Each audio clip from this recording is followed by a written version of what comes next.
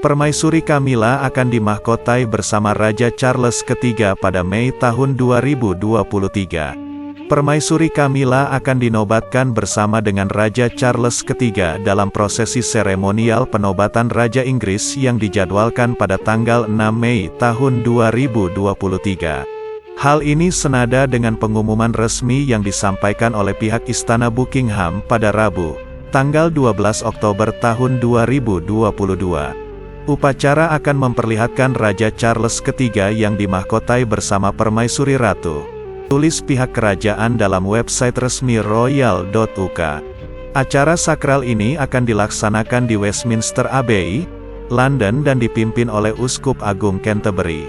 Pihak istana mengungkapkan tradisi turun-temurun ini akan menggabungkan antara unsur tradisi kuno dan modern.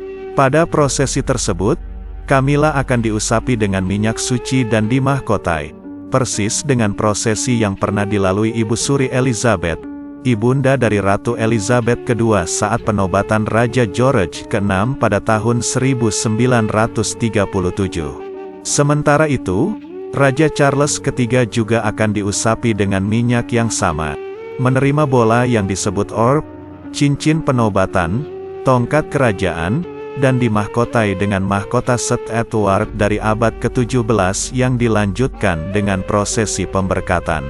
Sebagai informasi tambahan, sesuai dengan ketentuan kerajaan Inggris, saat Ratu Elizabeth II dinobatkan dan dimahkotai sebagai Ratu Inggris pada 1953,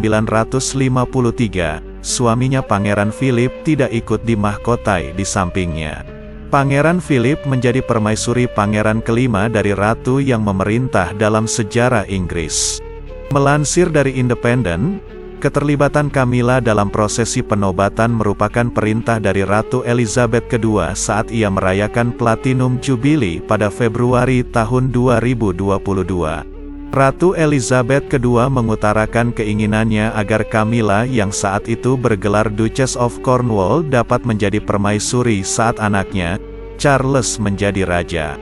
Dan ketika pada waktunya, putra saya Charles menjadi raja, saya tahu Anda akan memberi dia dan istrinya Camilla dukungan yang sama seperti yang telah Anda berikan kepada saya.